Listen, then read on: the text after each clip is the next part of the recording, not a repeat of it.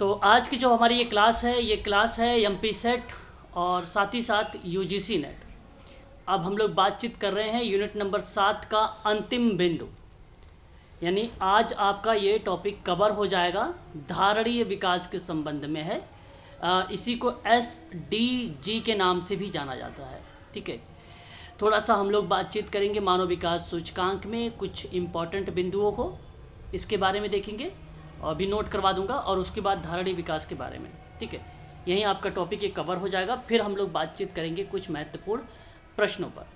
ठीक है, तो धारणीय विकास का अर्थ के बारे में अगर हम लोग जिक्र करें तो वर्तमान में लोगों की आवश्यकताओं और आकांक्षाओं को इस प्रकार से पूरा करना है कि आगे आने वाली जो पीढ़ियां हैं उन पीढ़ियों की अपनी आवश्यकताओं को पूरा करने की सामर्थ्य पर कोई आंच ना आए, यह प्रक्रिया बताती है धारणीय विकास को। धारणीय विकास को हम लोग सहस्त्राब्दीय विकास के नाम से भी जानते हैं। हालांकि सहस्त्राब्दीय विकास का जो लक्ष्य था वो 2000 से लेकर 2015 तक का था। ठीक है, बट अब इसको जो है धारणीय विकास के साथ साथ संधारणीय विकास भी कहा जाता है, और इसे सस्टेनेबल डेवलपमेंट गोल भी कहा जाता है, और इसको सतत विकास भी कहा जाता है ना। याद रखिएगा, तो जो धारणीय विकास है, जो सतत विकास है, उसके लिए संपोषी, टिकाऊ, शाश्वत, सतत विकास और वाहनी इत्यादि जैसे शब्द आते हैं। इन शब्दों का जो प्रयोग होता है वो धारणीय विकास में होता है ना। और सतत विकास की अवधारणा में पर्यावरण के अनुरूप विकास के साथ संसाधनों को भावी पीढ़ी के लिए बचाए रखने पर ध्यान रखा जाता है। तो इस शब्द का पहली बार अगर कोई प्रयोग किया है तो ध्यान रखेंगे आप सभी लोग, IUCN। इस शब्द का पहली बार अगर कोई विकास किया है तो इस चीज़ को आप अवश्य ध्यान रखेंगे, ठीक है, UCN। क्लियर? एक बार स्पष्टीकरण करिए आप लोग। Yes sir. Okay okay okay okay, ठीक है, तो याद रखेंगे। अच्छा, इसका पूरा नाम आप नोट कर लीजिए, international union for conservation. Note कर लीजिएगा, इम्पोर्टेंट नाम है ये, है ना। मैं नोट कर दूं? जी सर। सर आर भी होगा ना रिसोर्सेज लास्ट में? International union for conservation of nature and natural भी आप कह सकते हैं, कंपोजिशन। नोट कर लीजिए, ये नाम इम्पोर्टेंट है हम सब के लिए। क्लियर हुआ? नाम एक बार कंफर्म करिए। Yes sir. हाँ, IUCN, ये नाम हमसे देखने को मिलता है। ठीक है, ध्यान रखेंगे। और पहली बार जब ये प्रयोग किया IUCN ने अपनी रिपोर्ट, तो विश्व संरक्षण रणनीति में इसने यूज़ किया था। परंतु वहाँ आपको एक और नाम देखने को मिलता है 1987 में। ध्यान रखेंगे, वह नाम आता है WCED। इसका पूरा नाम बताइए। Sir world commission on environment and development. बिल्कुल, world commission on environmental and development यहाँ पे लिखा हुआ है। तो इसने अपनी रिपोर्ट जो है क्या किया, कॉमन फ्यूचर नामक रिपोर्ट में इस शब्द का प्रयोग किया था, जो सतत विकास देखने को मिलता है। तो पहली बार प्रयोग किसने किया? IUCN। नोट करिएगा, इम्पॉर्टेंट नाम। और उसके बाद अगर हमसे प्रश्न पूछता है कि उसके बाद यह प्रक्रिया जो है विश्व संरक्षण रणनीति में आई, तो WCED बताइए जी। तो ये हाँ 1987, आप इसको ध्यान रखिएगा, ठीक है ना। बताइए। हम्म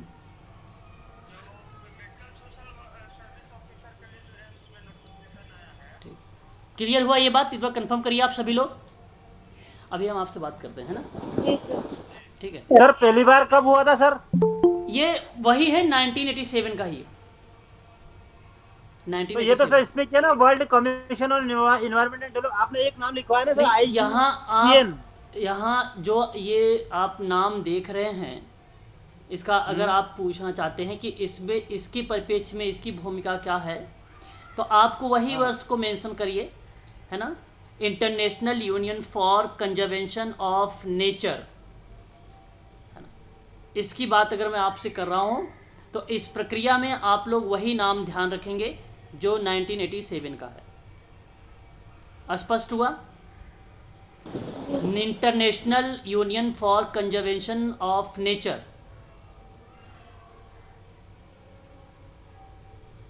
बताइए एक बार। जी सर। और इसकी स्थापना की अगर आप बात मुझसे पूछ रहे हैं सर, तो आप नोट कर लीजिए, इसकी स्थापना में 1948 की भूमिका देखने को मिलती है।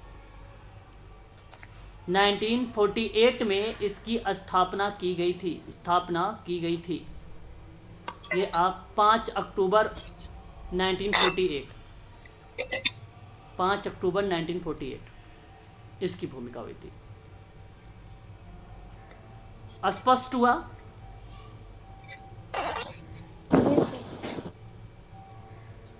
अंतर्राष्ट्रीय प्रकृति संरक्षण संघ है ये। इसका मुख्यालय स्विट्जरलैंड में है, ठीक है। और ये SDG का एक प्रमुख संकेतक है। अगर आपने अभी सिलेबस देखा है, तो मानव विकास के बाद एक संकेतक शब्द लिखा हुआ था, तो ये SDG का एक प्रमुख संकेतक है। इस बात को भी आप ध्यान रखिएगा, ऑप्शन में आपको मिलेगा, तो इसको आप लगाइएगा, ठीक है, यहाँ पर। और फिर आपको ये WCED के बारे में पता चल गया। और यहाँ आपको ये ध्यान रखना है कि अपनी रिपोर्ट में इसने कॉमन फ्यूचर नामक रिपोर्ट शब्द का प्रस्तुत किया था। आवर कॉमन फ्यूचर भी आप कह सकते हो, हमारा भविष्य लक्ष्य। वर्ष 1992 में आयोजित पृथ्वी सम्मेलन में घोषित एक एजेंडा 21 रियो घोषणा थी, और इसके प्रति पूर्ण समर्थन जो है व्यक्त किया गया था। आपको मैं ये बताना चाहता हूँ कि वर्ष 1992 में, ध्यान दीजिएगा आप लोग, इम्पोर्टेंट पॉइंट है ये भी हमारे लिए। वर्ष 1992 में पृथ्वी सम्मेलन की बात मैं कर रहा हूँ, कॉन्फ्रेंस की बात कर रहा हूँ, अर्थ कॉन्फ्रेंस की, जो घोषित हुआ था एजेंडा 21। और एजेंडा 21 को रियो घोषणा के नाम से भी जाना जाता है। ये बात आपको अच्छे तरीके से मालूम है। ये समर्थन व्यक्त किया था। और उसके बाद वर्ष 2002 की भी बात ध्यान रखेंगे आप लोग। ये जोहान्सबर्ग सम्मेलन का मूल मुद्दा ही धारणीय विकास बना था। जोहान्सबर्ग का जो सम्मेलन था, उसका मूल मुद्दा का मतलब जो बेसिक और बुनियादी जो एजेंडा है, उसका बेसिकली धारणीय विकास था 2002 का। मैं यहाँ पर आप लोगों को कुछ बातें बताना चाहता हूँ पर्यावरण संरक्षण के संबंध में। क्लियर करवा दूँ ये भी, क्योंकि हमारे पार्ट 1 में भी पूछने को मिलेगा और सोशल वर्क में भी देखने को मिल सकता है, अगर एजेंडा 21 आ रहा है तब। स्पष्ट करा देता हूँ, आप लोग ध्यान से सुनिए। बेसिकली आपको ये ध्यान रखना है, 11वीं और 18वीं सदी सन 1950 में इन्वायरमेंटल कंजर्वेशन की बात हुई थी, पर्यावरण संरक्षण की। 11वीं एंड 18वीं सदी। जी, पर्यावरण संरक्षण की सदी की। तो सन 1970 में संयुक्त राष्ट्र UN का एक रिपोर्ट जारी हुआ था 1970 में, ठीक है। और उस समय इसका जो मुखिया था, कौन मुखिया, वो था स्वीडन। क्या था? स्वीडन। तो स्वीडन में अगर हम बात करें, स्टॉकहोम सम्मेलन हुआ था, स्टॉकहोम सम्मेलन हुआ था। और मुखिया कौन था? मुखिया कौन था? स्वीडन। यूएस। स्वीडन। यूएस मुखिया यूएस था, संयुक्त राष्ट्र था।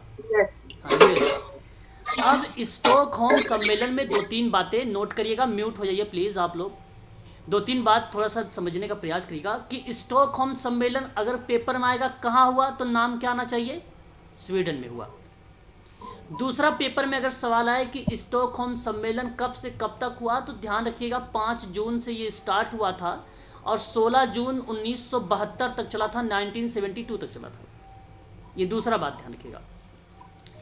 इसमें कुल कितने, अगर पूछा जाए स्टॉकहोम सम्मेलन में कुल कितने सदस्य थे देश शामिल, तो 119 यानी 119 देश जो थे इसमें शामिल थे।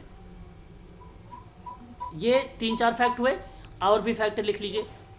अगर आपसे स्टॉकहोम सम्मेलन में आपसे बात करता है तो और आप क्या जवाब देंगे इसका उद्देश्य को लेकर, तो उद्देश्य आप यहाँ पे लिखिएगा, आपके क्वेश्चन के ऑप्शन में भी मिलेगा, सभी के लिए एक ही पृथ्वी, सभी के लिए एक ही पृथ्वी।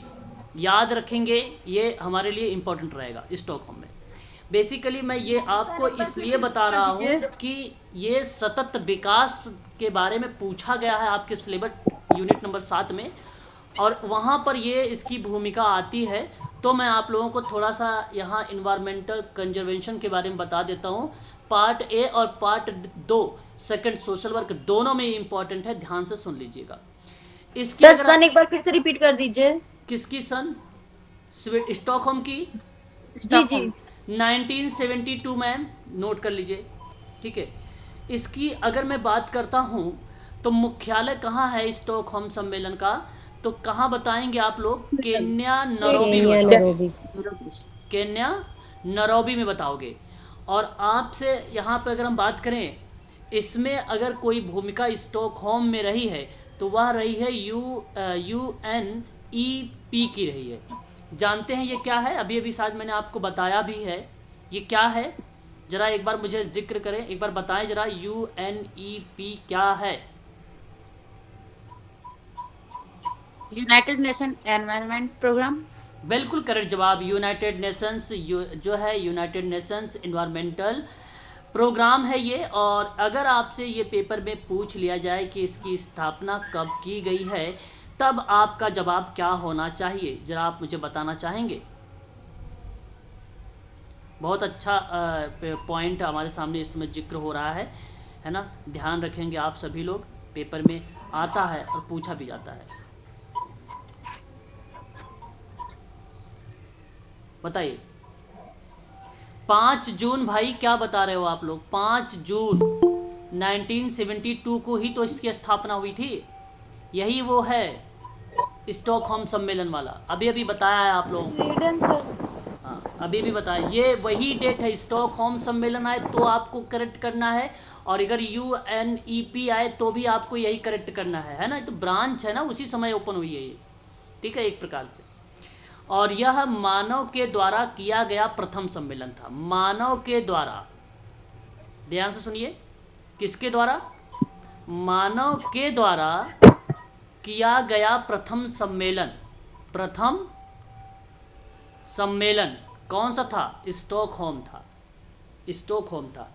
आपको पता होगा 5 जून को क्या मनाते हैं हम लोग? विश्व पर्यावरण दिवस। 5 जून को हम लोग पर्यावरण दिवस मनाते हैं, पता है आपको? यहीं से निकला है 5 जून को। जिस समय ये स्टॉकहोम सम्मेलन की मैं बात कर रहा हूँ, जब इस सम्मेलन ये चलाया गया था 5 जून से लेकर 16 जून के बीच में, तो 5 जून को ही रख दिया गया पर्यावरण दिवस। और ये बहुत इम्पोर्टेंट है, ये स्टॉकहोम से आया है, 5 जून को मनाया जाता है जो पर्यावरण, कहीं अलग से नहीं, यहीं से आया है। और इसका निर्णय आप जानते हैं, स्टॉकहोम सम्मेलन 1972 सर्वप्रथम सदस्य राष्ट्र के द्वारा 1973 में मनाया गया था।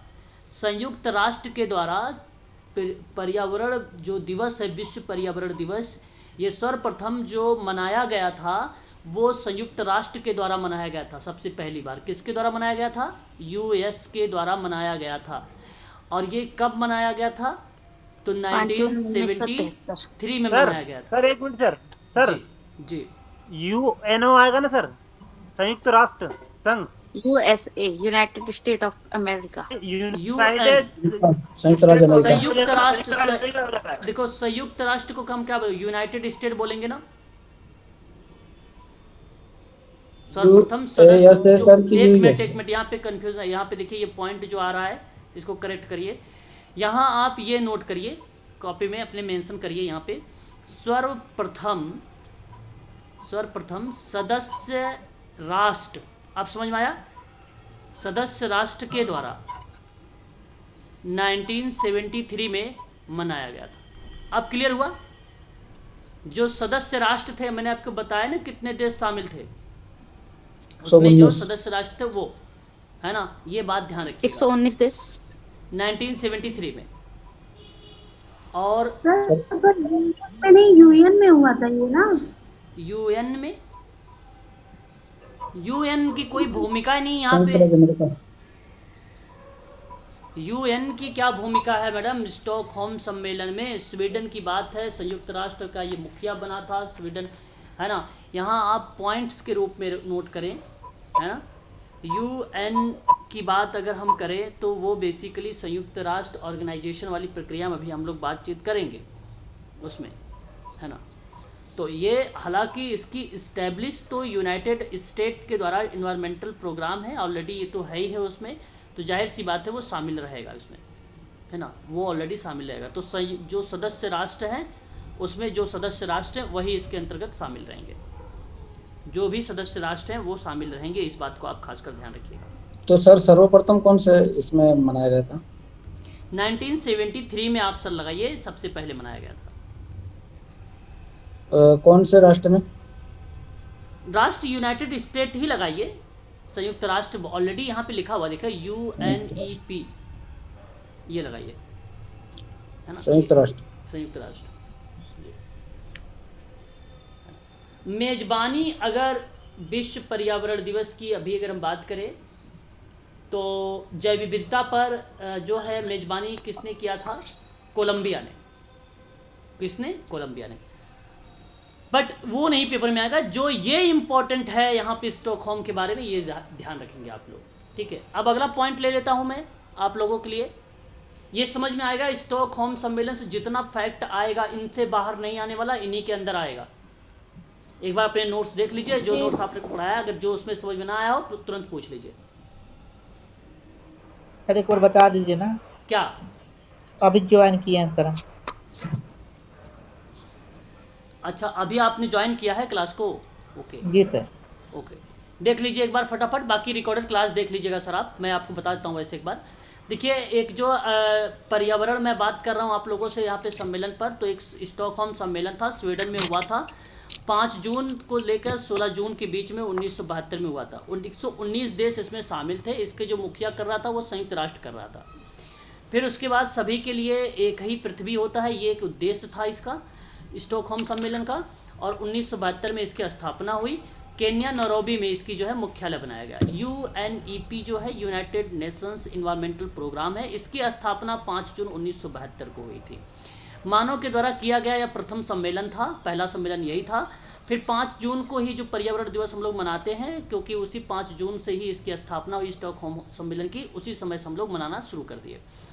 उसी समय का मतलब ये हुआ 1972 से नहीं, 1973 से मनाना शुरू किया, लेकिन कॉन्सेप्ट यही था, ठीक है, मनाए जाने का, ठीक है। पहली बार जो मनाया गया विश्व पर्यावरण दिवस वो 1974 में मनाया गया था, ठीक है। 19 और राष्ट्र सदस्य जो मनाया था वो आपको 1972, और प्रथम पहली बार अगर नाम ना आए राष्ट्र सदस्य का तब, अगर सदस्य राष्ट्र का नाम ना आए तब 1974। पेपर में कैसे सवाल आएगा मैं बनाता हूँ, आप लोग ध्यान रखिएगा। आपसे पूछा जाएगा कि सर्वप्रथम मनाया गया स्टॉकहोम सम्मेलन में पर्यावरण दिवस का वर्ष 74। बस ये प्रश्न ऐसे बनाया जाएगा। चलिए, आपको आगे बताता हूँ और एक पॉइंट लेता हूँ। एक नाम आपने सुना होगा जो है एक नाम आप लोगों ने सुना होगा हेलांस्की, नाम सुना है? जी सर। एक मिनट, नहीं चल रहा है।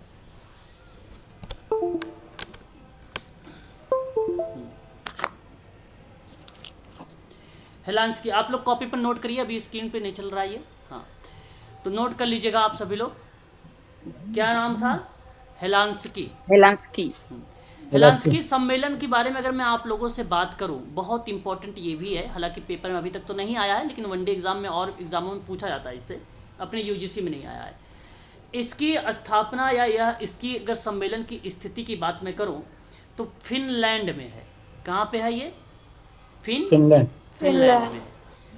कब हुआ था? तो 1974 में कराया गया था ये सम्मेलन, 1974 में। अच्छा, इसका विषय क्या था? इसका विषय क्या था? तो समुद्री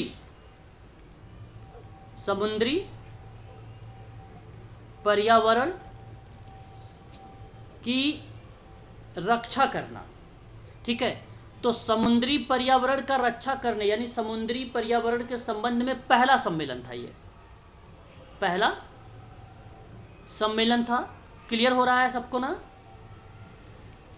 और फिर इसके संबंध में आप ध्यान रखेंगे, निष्कर्ष पर अगर हम बात करें, स्पष्ट परिभाषित नहीं किया जा सका ये इसके विषय को लेकर, है ना। इसकी विषय को लेकर अगर आपसे पेपर में सवाल बना दिया जाए कि बताइए निम्नलिखित में से कौन सा ऐसा सम्मेलन है जो स्पष्ट परिभाषित नहीं किया अपने विषय को, तो याद रखेंगे वो हेलांस्की सम्मेलन ही है।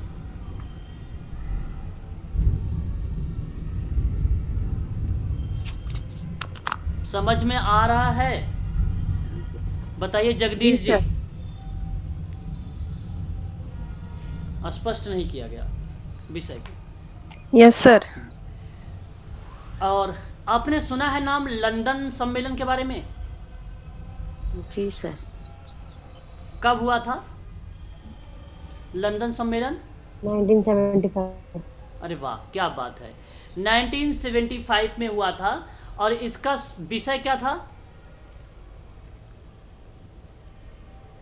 समुद्री पर्यावरण कचरे का निस्तारण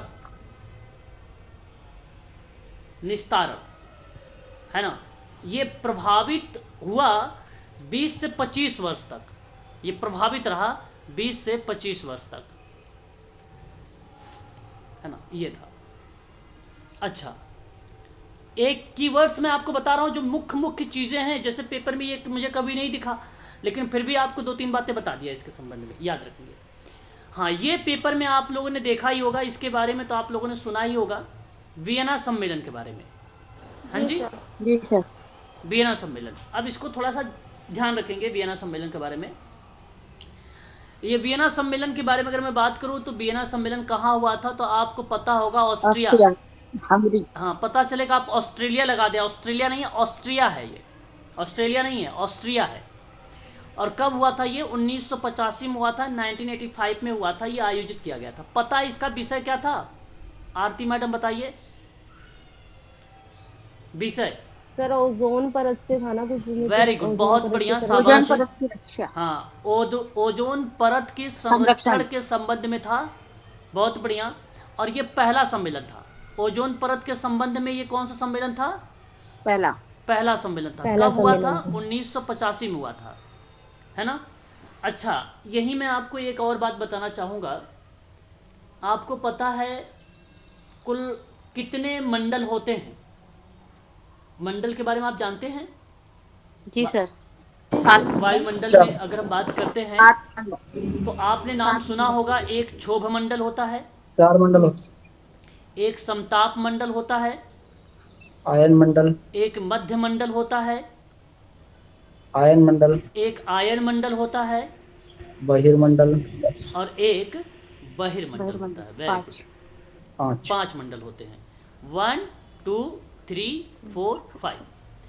पता है आपको सबसे ज़्यादा इम्पोर्टेंट इसमें अगर यूजीसी में हम लोगों से पेपर में आता है, समताप मंडल को आता है।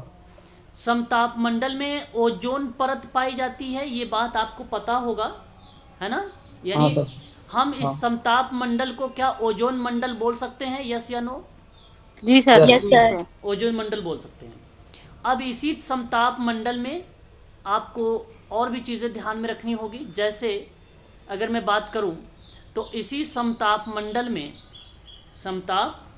में 90% ओजोन पाया जाता है। तो बताइए 10% कौन से मंडल में ओजोन पाया जाता है? क्षोभ मंडल में। शाबाश, वेरी गुड। शोभ क्षोभ मंडल। क्षोभ मंडल में पाया जाता है, वेरी गुड।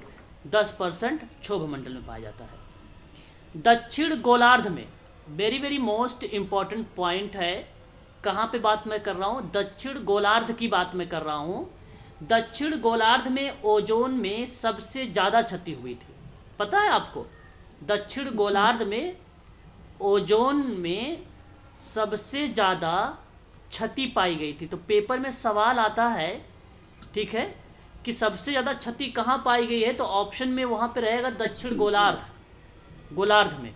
जैसे अगर मैं आपसे बात करूँ, ग्लोब आप लोगों ने देखा होगा, कुछ इस तरीके ग्लोब होता है, ये उत्तरी गोलार्ध होता है, और नीचे अगर हम बात करते हैं तो ये कौन सा होता है? ये दक्षिणी गोलार्ध होता है, पता होगा। मैं इस दक्षिणी गोलार्ध की बात कर रहा हूँ, यहाँ पर जो है ओजोन की सबसे ज़्यादा क्षति हुई थी। आपको एक और पॉइंट बताता हूँ, CFC का पूरा नाम पहले बताइए। क्लोरोफ्लोरोकार्बन। क्लोरोफ्लोरोकार्बन। हाँ, क्लोरोफ्लोरोकार्बन गैस का नाम आप लोगों ने सुना होगा।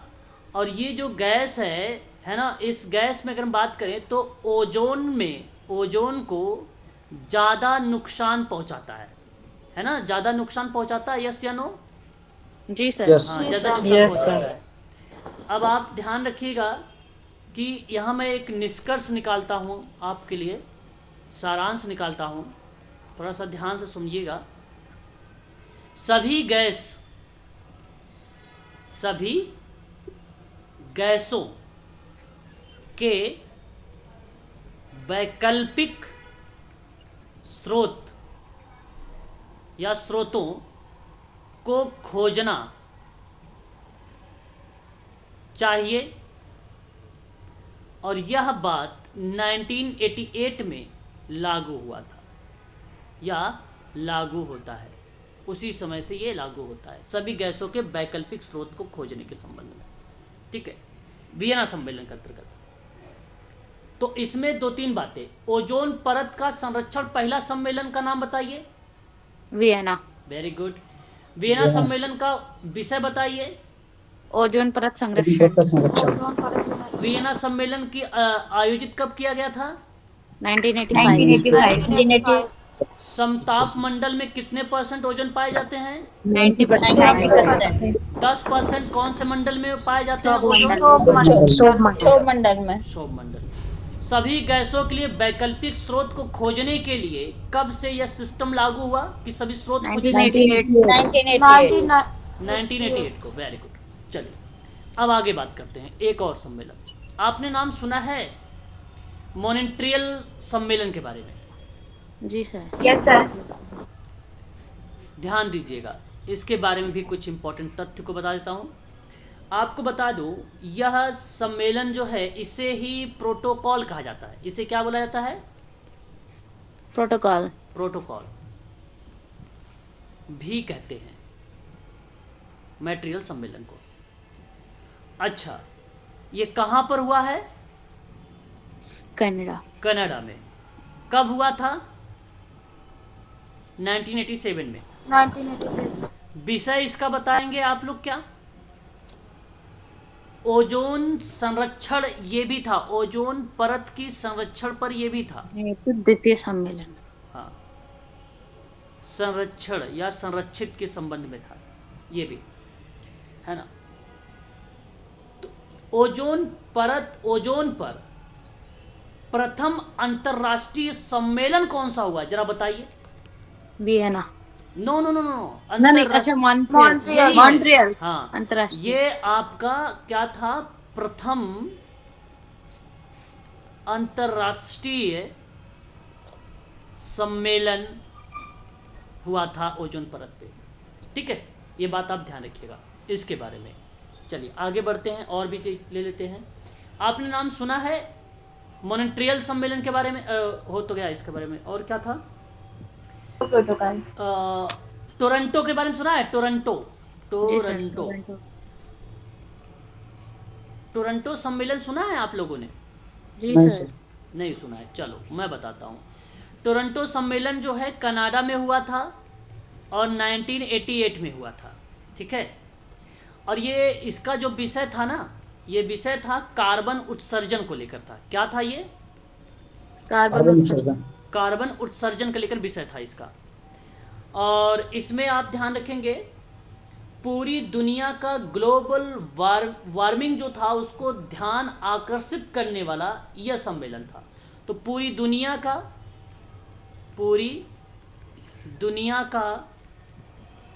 ग्लोबल वार्मिंग ध्यान आकर्षण या आकर्षित करने वाला सम्मेलन था, ठीक है। ग्रीन हाउस गैसेस से संबंधित कौन सा सम्मेलन था? तो ग्रीन हाउस टोरंटो। गैसेस से आप ध्यान रखेंगे टोरंटो सम्मेलन था। विकसित राष्ट्रों द्वारा उदासीनता दिखा देते थे ये टोरंटो सम्मेलन, परंतु कार्बन उत्सर्जन ज़्यादा पूछा गया है अभी तक में। कार्बन उत्सर्जन के लिए कौन सा था? तो टोरंटो को आप नाम जरूर ध्यान रखेंगे इसके संबंध में, है ना। अच्छा, इसका प्रभाव की अगर मैं बात करूं तो कार्बन उत्सर्जन को 2005 तक में ना 20% तक की कटौती की बात की गई थी। इस पर अगर हम बात करें इसके प्रभाव की, तो कार्बन उत्सर्जन को 2005 तक कितना रखा गया था? 20% तक, 20% तक कटौती। चलिए आगे बढ़ते हैं। कितने सर? 20%? जी 20%। आपको मैं यहीं पे एक पॉइंट बताना चाहूँगा टोरंटो के संबंध में ही। NOTE नोट करके आप मेंशन करिएगा अपनी कॉपी पर। 2-3 दिसंबर सन 1984 ईस्वी में मध्य प्रदेश भोपाल गैस में अगर बात करें तो आपने नाम सुना होगा methyl isocyanide. Very good. Yes sir, methyl isocyanide gas का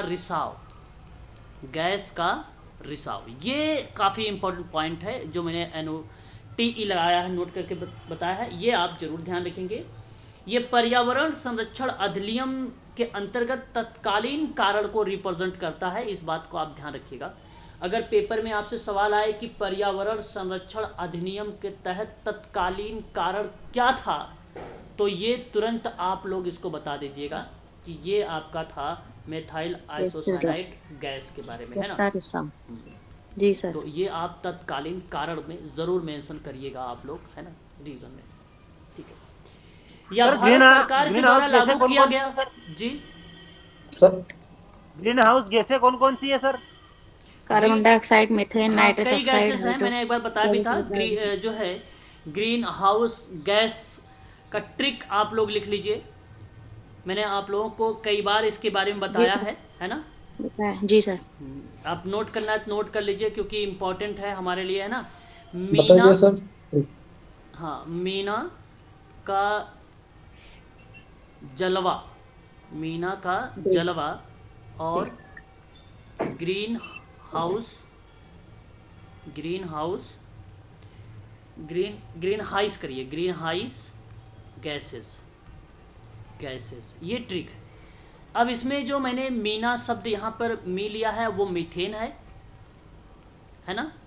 जो ना है यहाँ पर उसको मैंने क्या से रिलेट कराया है? नाइट्रोजन ऑक्साइड, ठीक है। और उसके बाद यहाँ पे जो का शब्द आ रहा है ये आपका क्या बन जाएगा? कार्बन डाइऑक्साइड, ठीक है। जो ये जलवा शब्द लिया है ये क्या बन जाएगा? वाष्प। और यहाँ पे जो ओ है इसको हम ओ कर लेंगे, ओजोन, है ना, ओजोन, है ना। और बाकी ये बन गए ग्रीन हाउस की गैस है, ग्रीन हाउस के गैस। सर ये जल से कौन सा बना? जलवाष्प सर, जल वाष्प। जल वाष्प, है ना, जल वाष्प बना।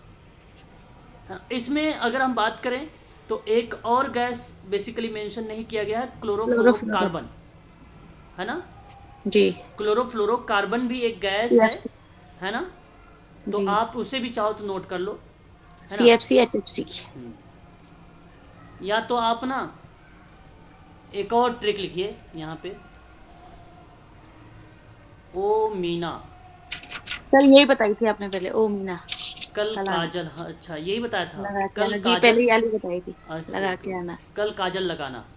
ओ से क्या बन जाएगा, O2 यानी ओजोन। Oxygen, ozone. मी से आपका CH4 यानी मीथेन। और नाइट्रोजन ऑक्साइड को क्या बोलते हैं हम लोग, N2O। तो हाँ। Nitrous oxide. और कल से क्लोरोफ्लोरोकार्बन हो जाएगा। और CFC, का से CO2। Carbon dioxide. और जल से जलवाष्प। लगाना। हाँ, और उसके बाद लगाना, तो इसको साइलेंट कर दिए। बेसिकली जो हमने लास्ट वाला ट्रिक बताया ना, इसमें मैंने उसको रिलेट करवा दिया था ग्रीन हाउस गैस को ही। देखिए ग्रीन हाउस गैस की ये गैसेज है ना, रिलेट करा दिया। तो चाहे दोनों में से कोई भी लिख लो, उसमें थोड़ा सा क्लोरोफ्लोरोकार्बन नहीं आता है, बस इसमें आता है। और क्लोरोफ्लोरोकार्बन ऐसा कोई स्टूडेंट नहीं होगा क्लास में जिसको नहीं पता होगा, सबको पता है। जी। चलिए आगे बढ़ते हैं और नेक्स्ट पॉइंट लेते हैं, है ना। तो अच्छा, ये अगर मैं बात करूं, पर्यावरण संरक्षण अधिनियम जो है ये भारत सरकार द्वारा लागू हुआ सन 1986 में, ये बात आपको पता होगी, 1986 में, है ना। और उसके बाद अगर मैं बात करूं आप लोगों से, तो पर्यावरण नियमों के दायरे में उसके अंतर्गत उद्योग धंधे को लगाया जाना और पर्यावरण संरक्षण के लिए सरकार योजना को तैयार करेगी, इस तरीके की जो बात थी हमें बेसिकली टोरंटो सम्मेलन के अंतर्गत जो कनाडा में हुआ था उसके परिप्रेक्ष्य में ये चीज़ें शामिल की गई थी। ठीक है, ये बात आप लोगों को थोड़ा सा ध्यान रखना होगा। ठीक है, आगे बढ़ेंगे और उसके बारे में और भी चीज़ों हम देखेंगे। अब पृथ्वी सम्मेलन के बारे में, और पृथ्वी सम्मेलन को मैं थोड़ा सा जिक्र करना चाहूँगा आप लोगों से, है ना। पृथ्वी सम्मेलन के नाम तो सुना ही होगा आप लोगों ने। जी सर। पृथ्वी सम्मेलन की बात अगर मैं आपसे करूं, ब्राज़ील, वर्तमान में ब्राज़ीलिया कहा जाता है, पहले ब्राज़ील बोला जाता था, ब्राज़ील की राजधानी थी। और वहाँ पे ब्राज़ीलिया में Rio de Janeiro, Rio de Janeiro, है ना, ये आप ध्यान रखेंगे, जेनेरियो। ठीक है, कुल टोटल 172 देश, 172 देशों ने भाग लिया था इसमें। और यह सिद्धांत पारित हुआ और इसमें एजेंडा 21 रखा गया, एजेंडा 21 रखा गया, जो 21वीं सदी के जीवन जीने के लिए नियम और मानदंड क्या होंगे, सभी को हस्तांतरण करने के लिए कंपलसरी कर दिया, एक प्रकार से अनिवार्य कर दिया। वर्ष 1992 में यह इसका जो है आयोजन हुआ पृथ्वी सम्मेलन का। और प्रत्येक वर्ष गांठ मनाया जाता है, ये बात भी आप लोग ध्यान रखिएगा। और इसमें एक संस्था जन्म ली थी, इस पृथ्वी सम्मेलन में एक संस्था का जन्म हुआ था। आपको पता होना चाहिए उस संस्था का नाम, UNFCCC, जानते हैं? United Nations framework convention on climate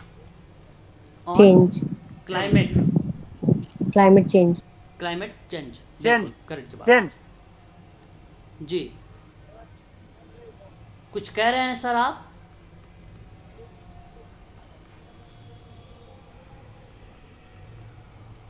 sir change बोल रहे थे शायद। ओके। तो 21 मार्च 1994 में जो है इसकी स्थापना हुई थी, है ना। ये संस्था है, और ये संस्था कहाँ से निकली है बताइए? पृथ्वी सम्मेलन से निकली भाई साहब। पृथ्वी सम्मेलन से। ठीक है। और जर्मनी का शहर है बॉन। जर्मनी का शहर क्या है? बॉन, है ना। ये बॉन में इसका मुख्यालय है। कार्य इसका यही है कि एजेंडा 21 के बैठक में सभी को शामिल करना।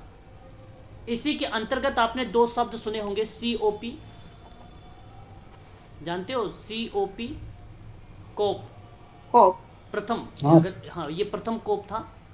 और ये जो था कॉन्फ्रेंस ऑफ पार्टीज, 1995 में आई थी ये, पार्टीज में आयोजन किया गया था जर्मनी में, बर्लिन में, जर्मनी के बर्लिन में, कहाँ पे? बर्लिन में, जर्मनी के। ठीक है, ये ध्यान रखिएगा। विषय इसका जानते हैं क्या था? जलवायु परिवर्तन था। क्या था? जलवायु परिवर्तन। एजेंडा 21 की योजना थी और यह प्रथम आयोजन था। यह प्रथम आयोजन था। ठीक है, आपने नाम सुना होगा, पेपर में आता भी है, कोप 21 करके आया था पेपर में, शायद आप लोगों ने पता होगा, देखा था। जी सर। कोप 25 आया था, 21 नहीं आया था, 25 आया था, 25 आया था। तो ये मैड्रिड, जो मैड्रिड, यहाँ पे अगर हम बात करें, मैड्रिड शहर में एक शहर है, उसमें स्पेन का एक शहर है, उसमें इसका आयोजन हुआ था 2019 में। 2019 में ये पेपर में आया था। विषय वस्तु यही है, कार्बन उत्सर्जन को लेकर जलवायु परिवर्तन।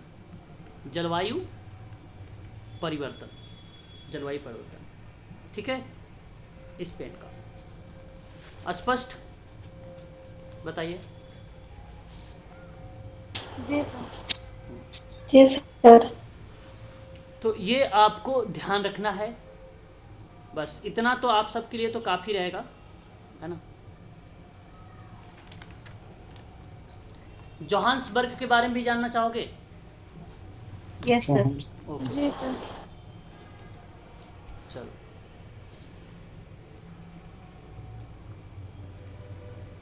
जोहान्सबर्ग सम्मेलन ये दक्षिण अफ्रीका में हुआ था। इसको बोला जाता है रियो प्लस 10। अब बताइए, अगर 1992 में हुआ था, अभी भी आपने लास्ट में देखा है, तो क्या मैं ये बोल सकता हूँ रियो प्लस 10 है? 92+10 कितना होना चाहिए? 2002। 2002। हाँ, तो इसलिए 2002 में आयोजित हुआ था। इसका मुख्य विषय क्या था?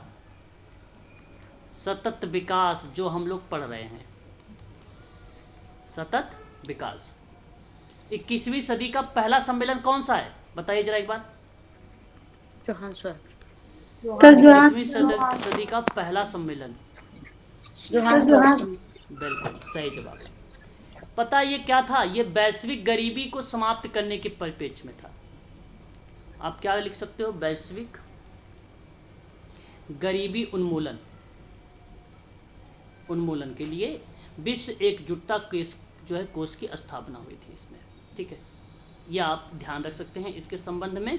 और मुख्य विषय जो था सतत विकास को रखा गया था इसमें, और प्राकृतिक संसाधनों का ऐसा अनुकूलतम प्रयोग जिससे आने वाली जो पीढ़ी है उसके लिए सतत विकास के रूप में जाना जाए, एक प्रकार से। आपने एक रियो प्लस 10 हो गया, और फिर आपने रियो अगर 20 में जोड़ दूं, रियो प्लस 20 अगर मैं कर दूं, तो क्या मैं यहाँ पर बोल सकता हूँ ब्राज़ील का रियो डी जेनेरियो वाला? ब्राज़ील का रियो डी जेनेरियो, है ना। इसका आयोजन कब हुआ? 2012। सतत विकास पर यह भी बल दिया है, सतत विकास पर यह भी बल दिया है। ठीक है, और इसका इम्पोर्टेंट पॉइंट जो है, विषय जो, अगर हम बात करें मुख्य विषय, तो फ्यूचर वी वांट। क्या है? Future we want. ठीक है, संकल्पना एक प्रकार से की गई थी। इस सम्मेलन का आयोजन ब्राज़ील के रियो डी जेनेरियो शहर में हुआ था। आयोजन 2012 में हुआ था। विषय आप ध्यान रखिएगा, मुख्य फ्यूचर वी वांट की संकल्पना जो है इसके अंतर्गत प्रस्तुत की गई थी। ठीक है, ब्राज़ील। क्लियर हो गया ना? Yes sir. हाँ, ये बात आपको ध्यान रखना है इसके संबंध में। चलिए, अब हम बात कर रहे हैं आप लोगों से। आपको पहले मैं बता देना चाहता हूँ, यहीं पे आपने नाम सुना होगा, एक मिलेनियम डेवलपमेंट गोल था जिसको सहस्त्राब्दी विकास लक्ष्य के नाम से जाना जाता है ना? Yes sir. सहस्त्राब्दी विकास लक्ष्य के नाम से जाना जाता है। और उसमें आप लोग ध्यान रखिए, कुल 8 गोल थे। कुल कितने गोल थे? 8 गोल। सहस्त्राब्दी विकास लक्ष्य अगर आपसे पूछा जाएगा तो आप बताइएगा इसके अंतर्गत संयुक्त 8 राष्ट्र लक्ष्य। संघ के द्वारा 2000 से लेकर 2015 तक में इसको चलाया गया था, अब ये ख़त्म हो गया है। इसके अंतर्गत कुल 8 लक्ष्य रखे गए थे, ठीक है। अगर हम बात करते हैं आप लोगों से तो 189 जो हैं इसके सदस्य राष्ट्र थे, 190 देश सदस्य देश। सदस्य राष्ट्र थे। 22 अगर मैं बात करूंगा तो अंतर्राष्ट्रीय संस्था थी, और अगर मैं इसके अंतर बात करूंगा तो कुल 8 लक्ष्यों में अगर हम बात करें तो भूखमरी आपका और गरीबी समाप्त करना, सार्वजनिक प्राथमिक शिक्षा पर बल देना, लिंग समानता की बात करना, शिशु मृत्यु दर को घटाना, मातृत्व स्वास्थ्य को बढ़ावा देना, इस तरीके की बात थी जो बात की गई थी मिलेनियम डेवलपमेंट गोल के अंतर्गत, मिलेनियम डेवलपमेंट गोल के अंतर्गत। तो मैंने एक ट्रिक बनाया था आप लोगों के लिए, है ना। अच्छा, कुल टारगेट कितने थे इसमें? तो टारगेट टोटल जो थे वो 21 टारगेट थे, 21 टारगेट थे। और इसमें कुल कितने वो पूछे गए थे इंडिकेटर्स, कुल कितने इंडिकेटर्स हैं? तो 60 इसके जो हैं इंडिकेटर्स हैं, इंडिकेटर्स। तो इम्पोर्टेंट है 21 टारगेट, 60 इंडिकेटर्स, 22 अंतर्राष्ट्रीय संस्था, 189 सदस्य राष्ट्र, 8 लक्ष्य। ये आप लोगों के लिए बहुत इम्पोर्टेंट है जो ये पॉइंट है आपके सामने। एक ट्रिक मैंने आप लोगों को बनाया भी था और याद भी करवाने के संबंध में, जैसे मैंने आपसे कहा था कि आपको ध्यान रखिएगा, P का स्क्वायर करिएगा, E का स्क्वायर करिएगा और फिर MDG कर दीजिएगा और C कर दीजिएगा। ये बात मैं कर रहा हूँ MDGS के बारे में, है ना। P2 का मतलब हुआ कि 2 बार P आएगा। एक P से जो मतलब बनेगा वो पॉवर्टी से बनेगा, यानी गरीबी उन्मूलन से। दूसरा जो P का मतलब बनेगा प्राइमरी एजुकेशन से बनेगा, प्राइमरी एजुकेशन से बनेगा। यानी E का स्क्वायर है, इसका मतलब है कि E से 2 शब्द आएंगे। एक आपका E आएगा इक्वालिटी से आएगा, और दूसरा जो E आएगा आपका वो आएगा इन्वायरमेंट आएगा, या इन्वायरमेंटल भी आप कह सकते हो। M से जो आपका बनेगा वो बनेगा आपका मैटरनल हेल्थ बनेगा। क्या बनेगा? ये मैटरनल हेल्थ बनेगा, है ना। और D से जो बनेगा वो आपका डिजीज़ बनेगा। क्या बनेगा? डिजीज़ बनेगा। और G से जो शब्द बनेगा वो आपका ग्लोबल बनेगा, ग्लोबल, है ना, ग्लोबल बनेगा। और C से आपका क्या बनेगा? चाइल्ड मैटरनिटी बनेगी, ठीक है, चाइल्ड मैटरनिटी, ठीक है। ये 8 बन गए, 1 2 3 4 5 6 7 8। कितने हो गए? 1 2 यहाँ पे, 2 यहाँ, 4 हो गए, 3 7 हो जाएंगे, 1 8 हो तो गए। 1 2 3। ग्लोबल सर M से क्या था?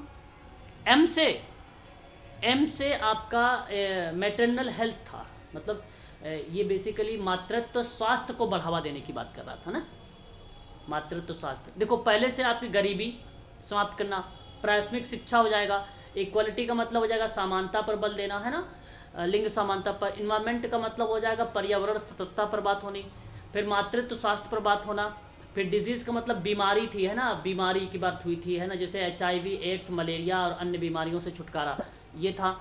और एक ग्लोबल था, ग्लोबल मतलब वैश्विक विकास के संबंध में स्थापित करने को लेकर था। और एक था शिशु मृत्यु दर को घटाना, है ना। क्लियर हो गया ना MDGS? बोलो जी सर, यस सर। अगर आपने सही तरीके से लिख लिया होगा तो फिर तो समझो ये याद हो जाएगा, अगर नहीं लिखेंगे सही तरीके से तो याद नहीं होगा, है ना। एक बार STP बता दीजिए जो ऊपर बताया था आपने, जिसमें अच्छा, SDG के बारे में आ रहे हैं, उसी पे आ रहे हैं, है ना। तो ये तब मिलेनियम डेवलपमेंट गोल जो मैंने अभी आपको बताया है, 8 गोल, 21 टारगेट, 60 इंडिकेटर्स, 169 टारगेट्स रखे गए, विशिष्ट टारगेट्स, 17 गोल्स रखे गए, 304 इंडिकेटर्स रखे गए थे। यहाँ पे लिख देता हूँ, है ना, ताकि आपको समझ में आए। सस्टेनेबल गोल्स का भी बता दीजिएगा। यही तो बता रहा हूँ, SDG, सस्टेनेबल डेवलपमेंट गोल को ही तो बोलते हैं SDG, है ना।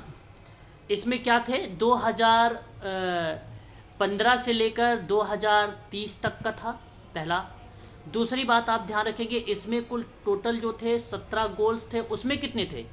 8 गोल्स थे, और उसके बाद अगर हम बात करें यहाँ पे 169 टारगेट हैं, उसमें कितने टारगेट्स थे? 21 टारगेट्स थे।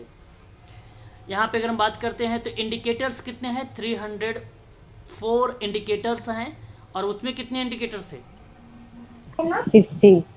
60 इंडिकेटर्स थे। वेरी गुड, बहुत बढ़िया, बहुत बढ़िया। अब आपको ये ध्यान रखना है इसके अंतर्गत जो पूछे जाते हैं हम लोगों से पेपर में, धारणी विकास शब्द की पहली बार उल्लेख वर्ष जो आता है, हालांकि वो international union for the conservation of natural resources के द्वारा युक्त होता है। सन 1987 में बर्टलैंड आयोग द्वारा जो है इसकी बनाई गई एक रिपोर्ट थी, हमारा साझा भविष्य, उसमें इसको परिभाषित किया था, है कि नहीं। फिर पृथ्वी सम्मेलन के बारे में बात हुई, ब्राज़ील रियो डी जेनेरियो की बात हुई, उसमें पृथ्वी सम्मेलन के अंतर्गत, ठीक है, ये बात हुई। फिर 1987 में पर्यावरण और विकास पर सुझाव देते हुए गठित आयोग किया गया, जिसका नाम रखा गया बार्टलैंड आयोग। आप जानते हैं इसमें एक इम्पोर्टेंट बिंदु ये भी है 1987 का बार्टलैंड आयोग के बारे में, पेपर में आता है कई बार। बोलिए 1987 बार्टलैंड आयोग, है ना, आयोग था जो सबसे पहले धारणी विकास को परिभाषित किया था, इसी ने सबसे पहले, है ना। बताइए क्लियर हो रहा है कि नहीं क्लियर हो रहा भाई? जी सर। जी सर। सर फॉर्म बताइए ना SDGs का। Sustainable development goal, full form सतत विकास लक्ष्य, सतत विकास लक्ष्य, यही पूछ रहे थे ना आप? जी सर। हाँ, चलो अब मेंबर है, कितने मेंबर्स हैं? 189 सदस्य इसके भी है, 189।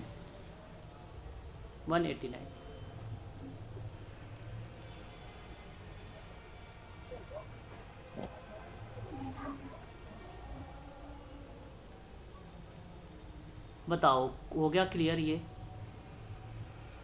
Yes sir.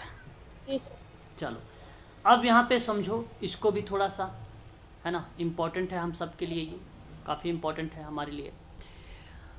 अब देखो इसको ना कई भागों में डिवाइड किया गया, कुल 17 गोल थे।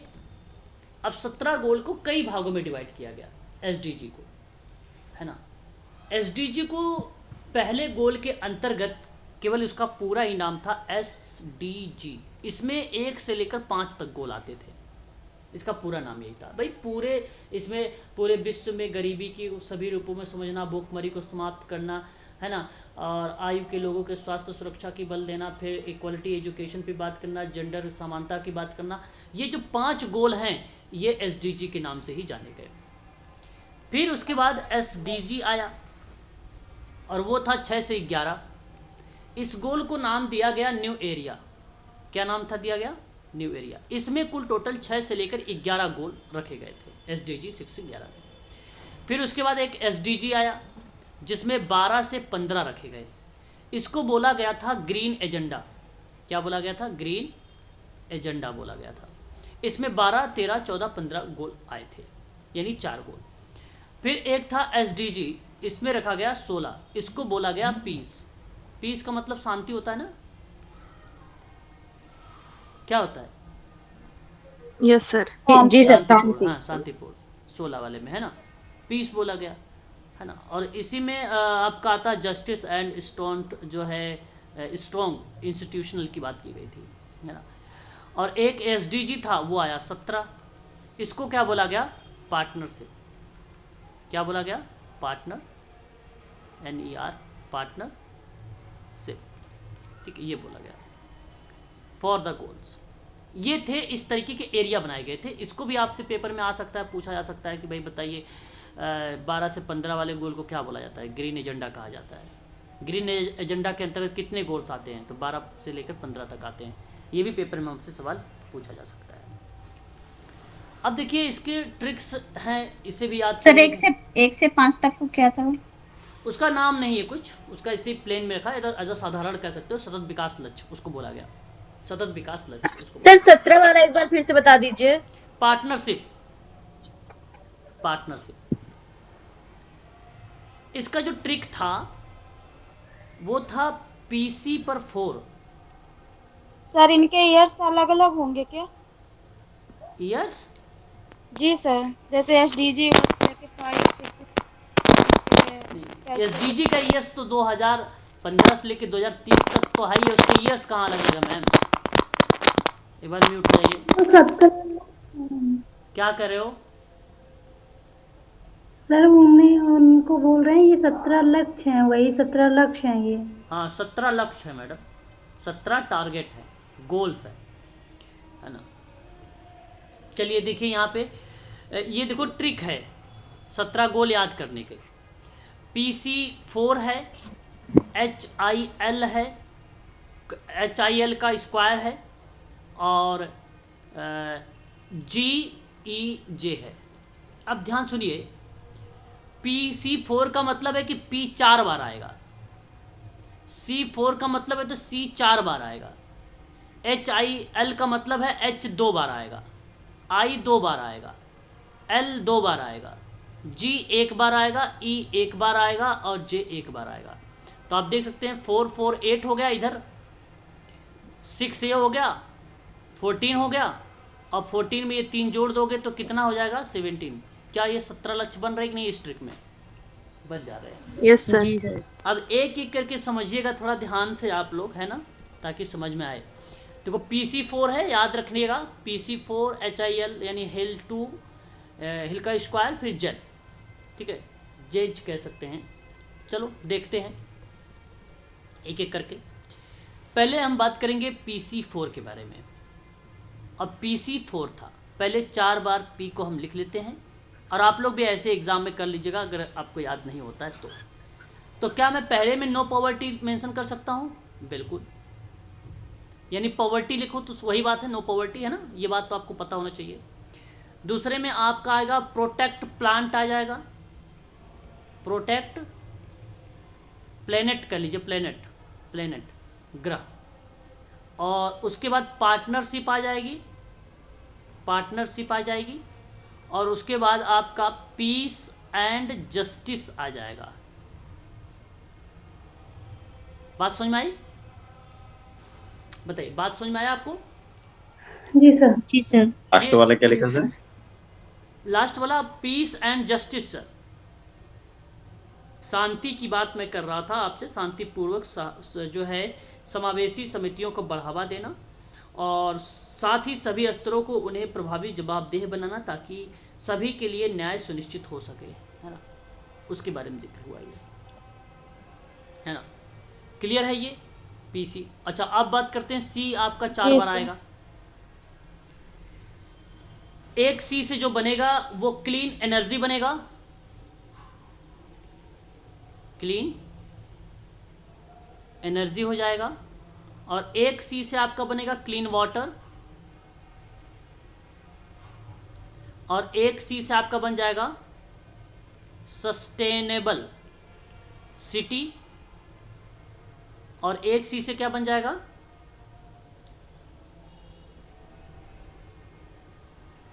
और एक C से क्या हो सकता है? Climate action. जी, climate action. Climate action. Climate change. Climate action. Climate action कहाँ है उसमें? वो गोल है, क्लाइमेट चेंज है। जी सर। क्लाइमेट चेंज है, क्लाइमेट चेंज होगा, क्लाइमेट चेंज है ना। अच्छा H से 2 बार आएगा, H कितनी बार आएगा? HIL का स्क्वायर था, यानी H 2 बार आएगा। हंगर, नो हंगर, और एक H से क्या बनेगा? हेल्थ, गुड हेल्थ की बात हुई थी, और आइस 2 बार आएगा। क्या बनेगा ये? इनोवेशन एक बनेगा, है ना, जी सर। और एक बनेगा इनइक्वालिटी की बात होगी, इनइक्वालिटी की बात होगी, यानी आप ये कह लीजिए कि रिड्यूस जो देश के बीच में या देश के बीच और भीतर असमानता को कम करना है। असमानता मतलब इनइक्वलिटी कह सकते हैं ना, तो जी रिड्यूस सर। इन इक्वलिटी की बात करेगा, ये बात ध्यान रखिएगा, है ना। तो ये बात मैं कर रहा हूँ आप लोगों से कौन सी, जो असमानता मतलब देश के बीच और भीतर, ठीक है, असमानता को कम करना, ठीक है, इस चीज़ को आप ध्यान रखेंगे।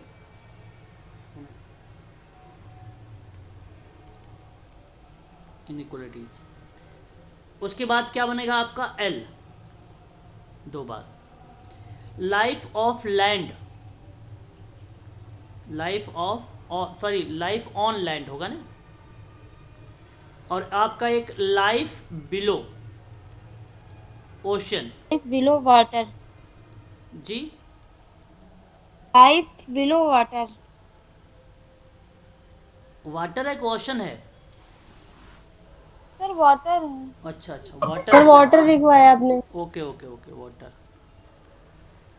वाटर है, ठीक है, ठीक है, क्लियर, बताइए। जी सर। उसके बाद आपका था जे था ना, एक एक बार आएगा, तो ये जेंडर इक्वलिटी हो जाएगा। जी सर।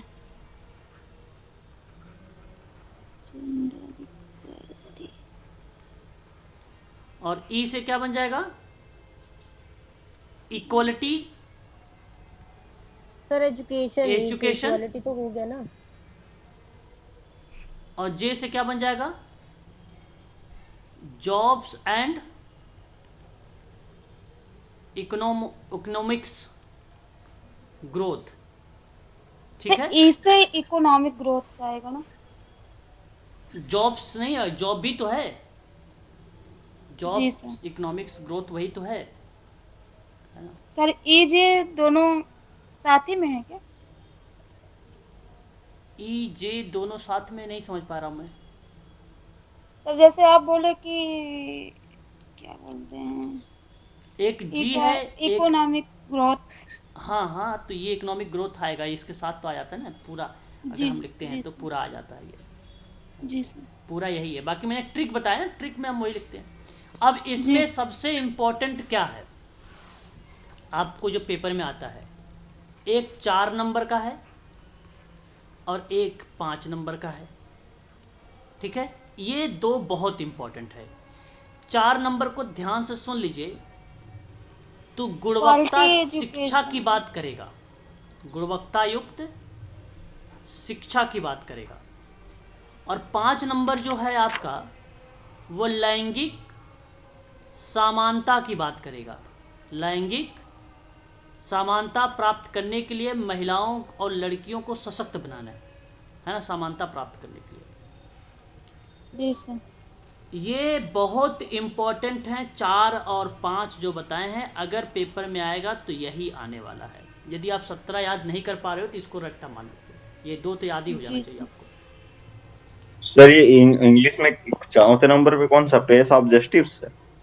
इंग्लिश में सर ये लैंगिक ये लैंगिक सर समानता एजुकेशन है, गुणवत्ता युक्त एजुकेशन है ना। अच्छा 4 नंबर और 5 नंबर ये गोल है मतलब सर, है ना? जी, ये 4 5 भाई इंपॉर्टेंट बता रहा हूँ मैं कि पेपर में ये आ सकता है, ये आया हुआ सवाल है। 4 और 5, 4 को हम लोग ये 4 नंबर और 5 इक्वालिटी, नंबर पे आते हैं सर, है ना? हाँ, इसको इंग्लिश में हम लोग बोलेंगे क्वालिटी एजुकेशन, ये नहीं बोलेंगे, क्या बोलेंगे, sir quality education. Quality free education. हाँ वही बात, क्वालिटी फ्री एजुकेशन। और जेंडर इक्वलिटी। इसको बोलेंगे जेंडर इक्वलिटी। इक्वालिटी। फ्री नहीं होगा सर, वो गुणवत्ता युक्त है। हाँ, गुणवत्ता युक्त। क्वालिटेटिव। सर क्वालिटी एजुकेशन होगा। क्वालिटेटिव। भाई क्वालिटी। गुणवत्ता युक्त कहाँ टाइम बर्बाद कर रहे हैं आप लोग, गुणवत्ता युक्त शिक्षा है, क्वालिटी आपको बोल रहा हूँ, क्वालिटी में आप समझ लीजिए, क्वालिटी एजुकेशन है ना। और ये जेंडर जो है इक्वालिटी है, जेंडर इक्वालिटी है, ठीक है, इसको आप जानते हैं, ठीक है, जी सर। बहुत इजी है ना। चलिए आगे बढ़ते हैं,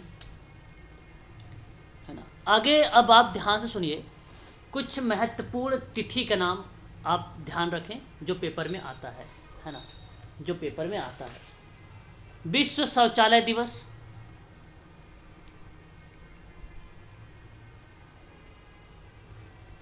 19 नवंबर। विश्व खाद्य दिवस,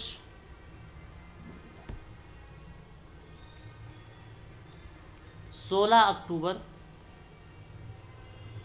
विश्व पशु दिवस, 4 अक्टूबर। विश्व पर्यावरण दिवस,